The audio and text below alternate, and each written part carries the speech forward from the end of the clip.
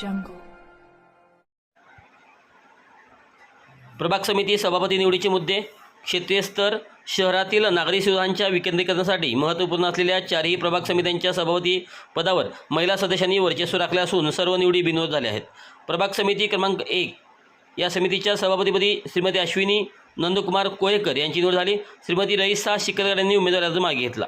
प्रभाग समिती क्रमांक 2 या समितीच्या सभापतीपदी श्रीमती वैशाली राजू गवई यांची निवड करण्यात आली. श्रीमती सोनल पाटील यांनी अर्ज मागे घेतला. प्रभाग समिती क्रमांक 3 या समितीच्या सभापतीपदासाठी एकमेव अर्ज प्राप्त झाल्याने श्रीमती माया सुभाष गडदे यांची बिनविरोध निवड झाली आहे.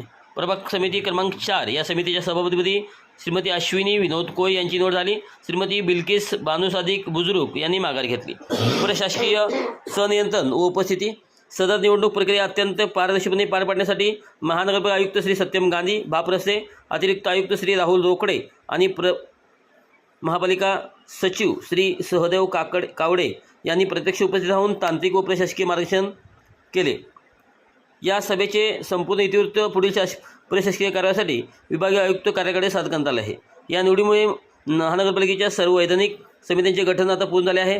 त्यामुळे प्रलंबित विकास कामांना प्रशासकीय व वित्तीय मान्यता मिळण्याचा मार्ग मोकळा झाला असून प्रभाग समित्यांच्या माध्यमातून स्थानिक सदस्यांचे जलद निराकरण करणे प्रशासनास अधिक सुलभ होणार आहे. स्थायी समिती सभापती. महानगरपालिकेच्या आर्थिक नियोजनाचे प्रमुख केंद्र असलेल्या स्थायी समितीच्या सभापतीपदी श्री अतुल दत्तात्रय माने यांची बिनविरोध निवड करण्यात आली.